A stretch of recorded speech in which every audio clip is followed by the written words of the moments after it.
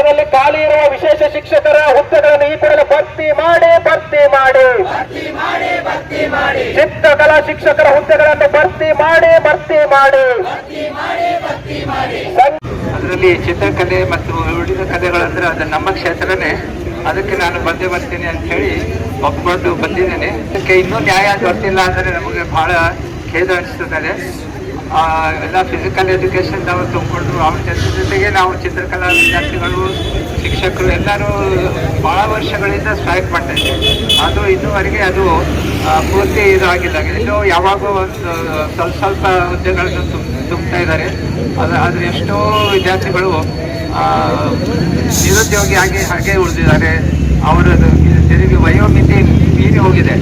ಅದಕ್ಕೆ ಇಂಥ ಸಂದರ್ಭದಲ್ಲಿ ಸರ್ಕಾರ ಕಡೆ ಗಮನ ಸೆಳೆದು ಅವರದ್ದು ಎಲ್ಲ ನೇಮಕಾತಿ ಮಾಡಿಕೊಳ್ಬೇಕು, ಇದೆಲ್ಲ ಕಡ್ಡಾಯವಾಗಬೇಕು ಅಂತ ನನ್ನ ಅಭಿಪ್ರಾಯ. ಎಲ್ಲ ಶಾಲಾ ಹಂತದಿಂದಲೇ ಚಿತ್ರಕಲೆ ಕಡ್ಡಾಯವಾಗಬೇಕು. ಯಾಕಂದರೆ ಚಿತ್ರಕಲೆ ಮಾನವ ಜೀವನದ ಒಂದು ಅವಿಭಾಜ್ಯ ಅಂಗ ಅಂದರೆ ತಪ್ಪಾಗಲಾರದು.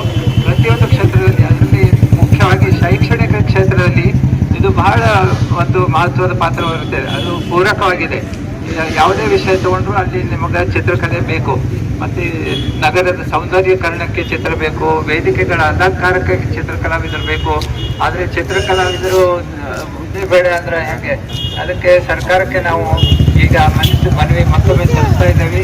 ಇದು ಪೂರ್ತಿ ಈಡೇರಲಿ ಮತ್ತು ಎಲ್ಲ ಕಲಾವಿದರಿಗೂ ಜಯವಾಗಲಿ, ಒಳ್ಳೆಯದಾಗಲಿ, ಅವರ ಭವಿಷ್ಯ ಉಜ್ವಲವಾಗಬೇಕು. ಇವೆಲ್ಲ ಒಂದು ಈ ಚಿತ್ರಕಲೆಯಿಂದ ಒಂದು ಸೌಂದರ್ಯ ಪ್ರಜ್ಞೆ ಬೆಳೀತದೆ ವಿದ್ಯಾರ್ಥಿಗಳಲ್ಲಿ. ಒಂದು ಶಿಸ್ತು, ಆಮೇಲೆ ಒಂದು ಕ್ರಿಯೇಟಿವಿಟಿ, ಇವೆಲ್ಲ ಬೆಳೆಯೋದ್ರಿಂದ ಒಂದು ವಿದ್ಯಾರ್ಥಿಯ ಎಲ್ಲ ಬೆಳವಣಿಗೆ ಸರಿಯಾಗಿ ಆಗ್ತದೆ. DSO ಸಂಘಟನೆ ಮೂಲಕ ಬಹುದಿನಗಳಿಂದ ಏನು ಬೇಡಿಕೆ ಇದೆ ನಮ್ದು, ಆ ಬೇಡಿಕೆಯನ್ನ ನಾವೆಲ್ಲ ಕಲಾವಿದರು ಮನಸ್ಸಲ್ಲಿ ಇಟ್ಕೊಂಡು ನಾವು ಕೊರಗ್ತಾನೆ ಇದ್ದೀವಿ. ಯಾವಾಗಲೂ ನಮ್ಮಲ್ಲಿ ಒಗ್ಗಟ್ಟಿನ ಕೊರತೆ ಇರ್ಬೋದು ಅಂತ ನಾನು ಅನ್ಕೊಳ್ತೀನಿ. ಆತ್ಮೀಯ ವಿದ್ಯಾರ್ಥಿ ಬಂಧುಗಳೇ ಮತ್ತು ಪದವೀಧರರೇ, ಎಲ್ಲಿಯವರೆಗೆ ನಾವು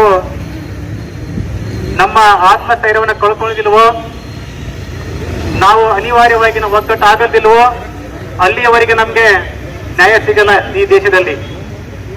ದಯಮಾಡಿ ನಾವೆಲ್ಲರೂ ಸಂಘಟಿತರಾಗಬೇಕು.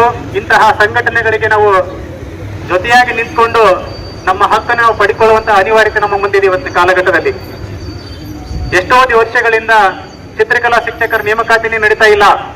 2010ರಲ್ಲಿ ಆದಂತಹ ನೇಮಕಾತಿಯನ್ನ ನಮ್ಮ ದೇಶದಲ್ಲಿ ಪ್ರತಿಯೊಬ್ಬರಿಗೂ ಕೂಡ ಶಿಕ್ಷಣ, ಪ್ರತಿಯೊಬ್ಬರಿಗೂ ಉದ್ಯೋಗ, ಈ ಒಂದು ಮೂಲಭೂತ ಹಕ್ಕುಗಳಿಗೋಸ್ಕರ ಅವರ ಜೀವವನ್ನು ಕೊಟ್ಟರು.